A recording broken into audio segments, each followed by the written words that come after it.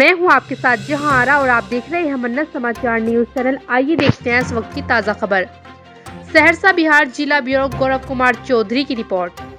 आशीर्वाद यात्रा के दौरान लोक जनशक्ति पार्टी रामविलास के राष्ट्रीय अध्यक्ष सह सांसद चिराग पासवान सहरसा पहुंची, जहां उनका कार्यकर्ता एवं नागरिकों के द्वारा भव्य स्वागत किया गया। शहर की विभिन्न जगहों से होते हुए सहरसा सर्किट हाउस पहुंचे, जहां उन्होंने प्रेस वार्ता की। इस दौरान उन्होंने आशीर्वाद यात्रा के दौरान आज सहरसा पहुंचे हैं, जहां लोगों को जनसैलाब उमड़ रहा है और मुझे आशीर्वाद दे रहे हैं। आने वाले समय में लोजपा की सरकार होगी और राज्य का विकास होगा। इस दौरान उन्होंने मुख्यमंत्री नीतीश कुमार के ऊपर जमकर हमला बोलते हुए कहा कि मुख्यमंत्री के पास अब कोई मुद्दा नहीं है। जब भी कहीं मंच पर जाते हैं भाषण करना तो सिर्फ और सिर्फ बहानेबाजी करते रहते हैं।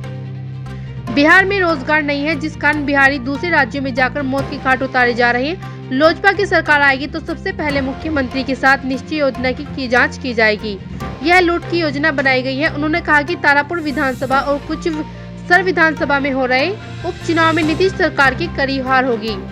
उन्होंने कहा कि बिहार में डॉक्टर और दवाई नहीं मिलेगी, लेकिन शराब होम डिलीवरी मिल जाएगा, वह भी बहुत ही आसानी से। उन्होंने कहा कि मुख्यमंत्री नीतीश कुमार मेरे परिवार को तोड़ने का काम किया है, तो वह मेरे अपने भाई और चाचा ने भी मेरे पेट में खंजर भोगने का काम किया। पार्टी का संबल फ्रीज करवा दिया है, लेकिन इन सबों से कुछ नहीं होगा। जनता असीम आशीर्वाद मेरे साथ है। साथ पर वो अपने साथ मुझे या मेरी पार्टी से तो किसी को लेकर नहीं गए। उन्होंने इसको भी, इसमें भी उनको राजनीति करनी थी, साथ लेकर जाते तो मैं जाता। चिराग जी, क्या आने वाले समय में तेजस्वी यादव जी के साथ आपकी जोड़ी बिहार को आगे ले जाने के लिए बन सकती है? भाई अभी ये प्रश्न का मायने नहीं है। क्यों? क्योंकि एक जनरल प्रैक्टिस रही है कि गठबंधन का स्वरूप चुनाव के आसपास ही तय होता है, और ये हम लोगों ने भी एक्सपीरियंस किया है। 19 का चुनाव, जब तक चुनाव नहीं आया तब तक गठबंधन का स्वरूप अलग लग रहा था। नीतीश जी महागठबंधन में थे, हम लोग को था कि वो वहीं से चुनाव लड़ेंगे। 17 में वो गठबंधन के साथ आए। कई ऐसे दल हैं जो कि अभी एनडीए के साथ हैं, पर वो घोषणा तक लग रहा था कि महागठबंधन के साथ होंगे। मैं मुकेश सहनी जी, इन सब की मैं बात कर रहा हूँ। तो एक जनरल प्रैक्टिस रही है कि जब चुनाव सामने होते हैं तब आप गठबंधन के स्वरूप को आप तैयार करते हैं। तो जब तक कोई चुनाव आता नहीं, हाँ मैं इतना जरूर मानता हूँ कि बिहार में मध्यवर्ती चुनाव होंगे। जैसे ही मुख्यमंत्री नीतीश कुमार जी के दोनों प्रत्याशी ये विधानसभा का चुनाव हारेंगे, बिहार में नीतीश सरकार का गिरना तय है। This is like the writing on the wall, ये तय है। उसके बाद जब मध्यवर्ती चुनाव होंगे तब मैं जरूर गठबंधन का स्वरूप आपसे डिस्कस करूंगा। एक बस आखिरी सवाल, जब 2014 में आपके स्वर्गीय पिताजी के नेतृत्व में आपने निर्णय लिया था कि मोदी जी के साथ जाना है, तो चिराग जी आपने एक तरीके से सबसे पहले आप उस दल में थे जो मोदी जी के साथ आए थे। तभी नीतीश जी उनका पुरजोर विरोध कर रहे थे। बाद में जब आप राजनीतिक परिस्थितियों में आप अकेले पड़े, तो आपको नहीं लगता है कि भारतीय जनता पार्टी के तरफ से आपको वो सहयोग नहीं मिला जो एक गठबंधन धर्म के लॉयल साथी के रूप में आपको मिलना चाहिए था? भाई मैं आज उस हैसियत में नहीं हूँ कि मैं किसी तीसरे पे उंगली उठाऊँ, जब मेरे अपनों ने मुझे धोखा दिया जी। ये मतलब विडम्बना है पर हकीकत है। मैं तीसरे पे उंगली तब उठाता जब मेरे वाले मेरे साथ रहते। यहाँ तो खंजर मुझे मेरे अपनों ने भोंका, मेरे चाचा, मेरे भाई, मुझे परिवार से धोखा मिला। तो मैं उस हैसियत में नहीं हूँ कि मैं किसी तीसरे पे उंगली उठा के बोलूँ कि आपने मेरा साथ क्यों नहीं दिया। जब अपनों ने आपका साथ छोड़ दिया तो किसी तीसरे से आप क्या उम्मीद रखते हैं?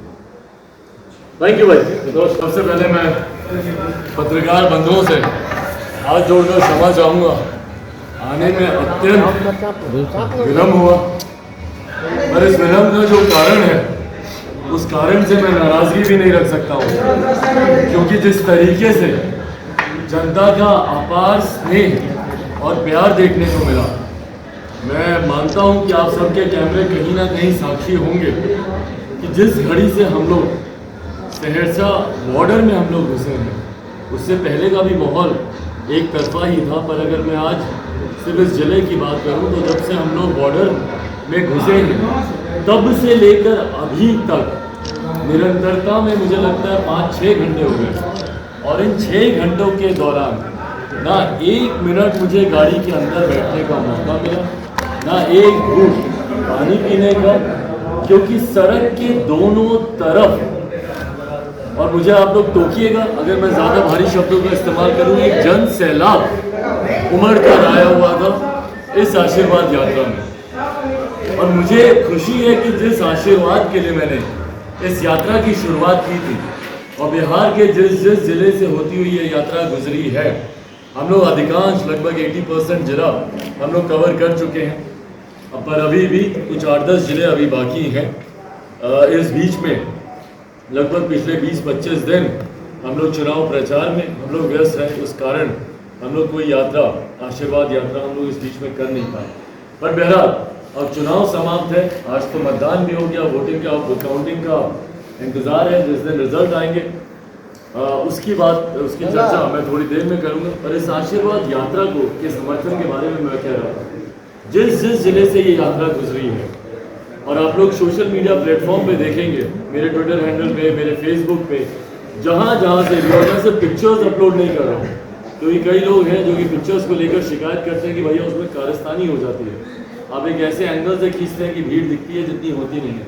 इसीलिए मैं अधिकांश वीडियोस भी अपलोड करता हूँ जिसमें ना सिर्फ भीड़ बल्कि लोगों का उत्साह जो ज़्यादा मायने रखता है।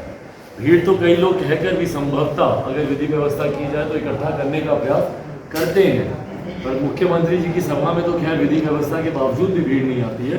पर यहाँ पर ना सिर्फ भीड़ बल्कि भीड़ का जो उत्साह है, और सड़क किनारे आप बाजार से निकले, घर से निकले, जिस तरीके से महिलाएं, बच्चे, युवा, छात्र अपने स्कूल, कॉलेजेस, खिड़कियों पर, बालकनी पे, दुकानदार दुकानों से बाहर निकलकर जिस तरीके से अपना प्यार, अपना आशीर्वाद देते हैं, ये मेरे विश्वास को बढ़ाता है कि भैया आने वाले समय में पूरा का पूरा बिहार लोजपामयी होने वाला है। लोक जनशक्ति पार्टी रामविलास को समर्थन जिस तरीके से लोगों का मिलता जा रहा है, आने वाले समय में एकमात्र बिहार के विकास के लिए अगर कोई विकल्प होगा तो वो सिर्फ और सिर्फ लोक जनशक्ति पार्टी रामविलास। इसका एक कारण और भी है जिसकी वजह से लोगों में इतना उत्साह है, क्योंकि आज विकल्प लोगों को दिख रहा है। अभी तक मुख्यमंत्री नीतीश कुमार जी जो पिछले 16 सालों से हमारे प्रदेश के मुख्यमंत्री हैं, उनसे जनता आक्रोशित है, और मैं चुनकर इस शब्द का इस्तेमाल कर रहा हूँ, आक्रोश का। और एक और शब्द, नफरत करती है बिहार की जनता मुख्यमंत्री नीतीश कुमार जी की नीतियों से। जनता का विश्वास उठ चुका है पूरी तरीके से मुख्यमंत्री नीतीश कुमार जी से। जिस प्रदेश के मुखिया पिछले 16 साल से नीतीश कुमार जी हैं, प्रदेश के मुख्यमंत्री होने के साथ साथ प्रदेश के गृह मंत्री भी वही हैं। अधिकांश सांसद लंबे समय तक उनके रहे, अधिकांश विधायक लंबे समय तक उनके रहे, मंत्री उनके, सांसद उनके, शासन प्रशासन उनका। उसके बावजूद अगर इन 16 सालों में बिहार अगर विकसित नहीं हो पाया तो इसके जिम्मेदार मुख्यमंत्री नीतीश कुमार नहीं है तो और कौन? और ताज्जुब मुझे तब होता है कि अपनी चुनावी सभाओं में भी, अभी भी जो एक सभा में ये गए थे मुख्यमंत्री नीतीश कुमार जी, वहां पर भी इनके पास विकास की बात करने के लिए कुछ नहीं, कहने के लिए है तो सिर्फ एक बात, जाकर पूछो अपने माँ बाप से 15 साल पहले का बिहार कैसा था, 15 साल पहले का बिहार कैसा था। भैया कोई फर्क नहीं पड़ता 15 साल पहले का बिहार कैसा था। 16 साल से आप मुख्यमंत्री हैं, 16 साल में आपने क्या किया ये आपको बताने की जरूरत है।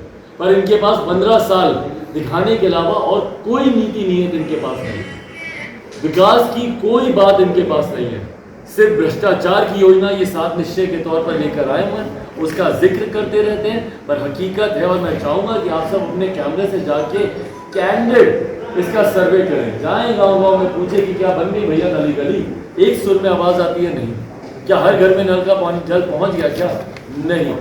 और इसमें भ्रष्टाचार जो हुआ है, आप जाकर देखिए, कहीं टैंकियां फटी पड़ी हैं, कहीं पाइप फटी पड़ी है, नली गली बनाने के नाम पर सड़कें खुदी पड़ी हैं सालों से। बिहार के इतिहास में अगली जब लोजपा की सरकार आएगी, बिहार के इतिहास में इसकी जांच हम लोग करवाएंगे और आप लोग देखेंगे बिहार के इतिहास की सबसे बड़ी भ्रष्टाचार की योजना कोई होगी तो वो 7 निश्चय होगी। आज बिहार में मुख्यमंत्री नीतीश कुमार जी ने एक ऐसी व्यवस्था बना दी है कि अगर आप दवा और डॉक्टर ढूंढो तो नहीं मिलता, पर अगर आप शराब ढूंढेंगे तो उसकी होम डिलीवरी होती है।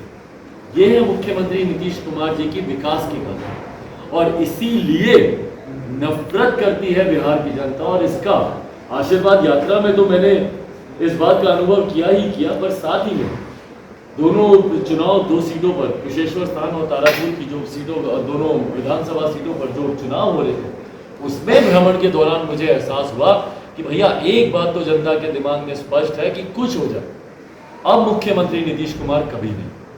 ये जनता ने अब ठान लिया, और इस बार भी ठान लिया था, अगर नहीं ठाना होता तो मुख्यमंत्री नीतीश कुमार जी की पार्टी तीसरे नंबर की पार्टी नहीं बनती। जनादेश किसी के लिए भी हो, पर मुख्यमंत्री नीतीश कुमार जी के लिए जनादेश कतई नहीं था। होता तो आधे से ज़्यादा उनके प्रत्याशी चुनाव नहीं हारते, और जो उनके 43 जीते भी हैं वो भी कैसे धांधली से जीते हैं सबको पता है।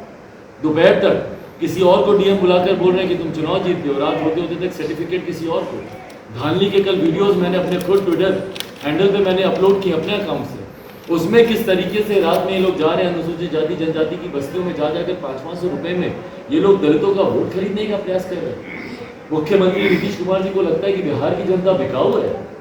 पंचायत के चुनाव हो, विधानसभा के चुनाव हो, सिर्फ धांधली। मुख्यमंत्री नीतीश कुमार जी अगर आपने विकास किया होता तो आज आपको धांधली करने की जरूरत नहीं होती, पैसा देके वोट खरीदने की जरूरत नहीं होती।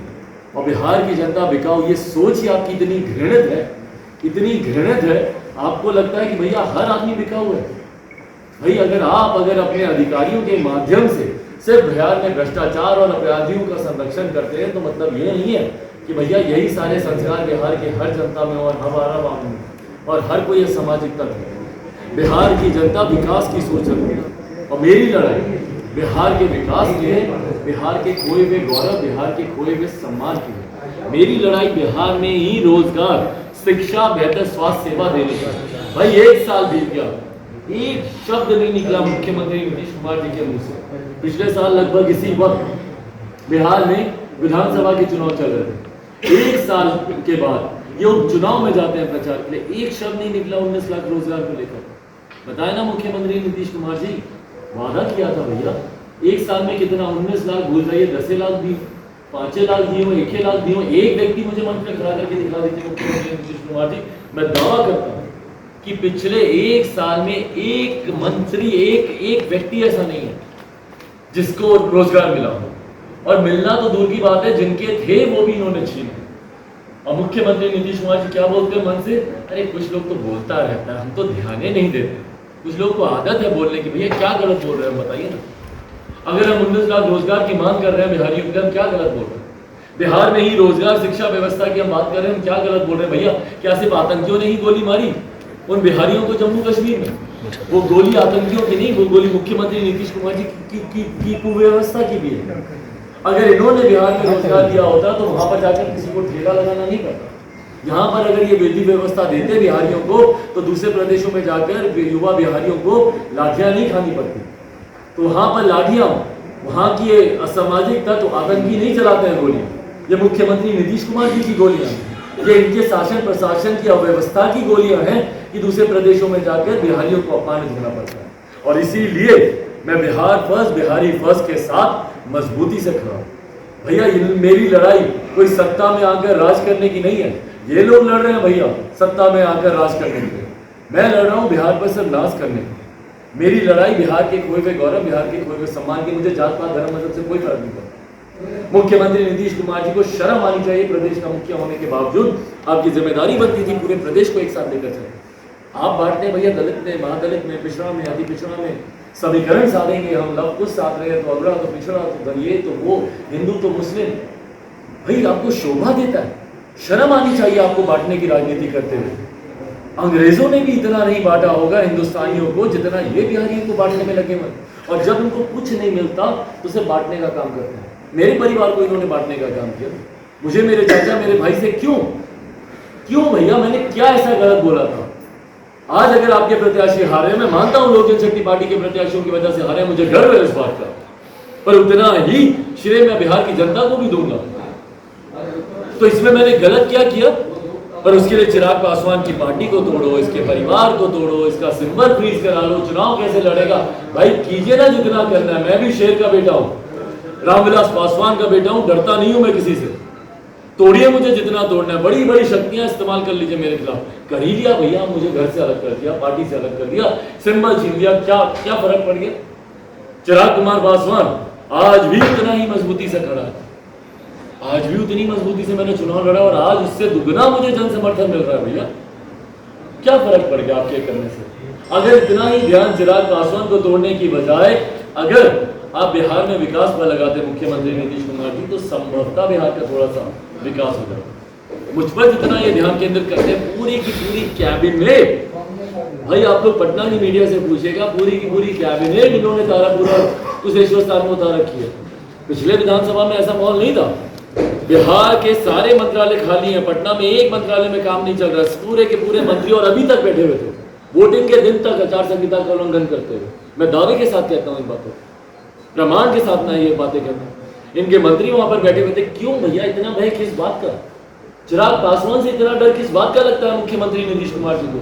डरना चाहिए आपको तो बिहार की जनता से डरना चाहिए, जिसने मन बना लिया आपको सत्ता से उठाकर बाहर फेंकने का।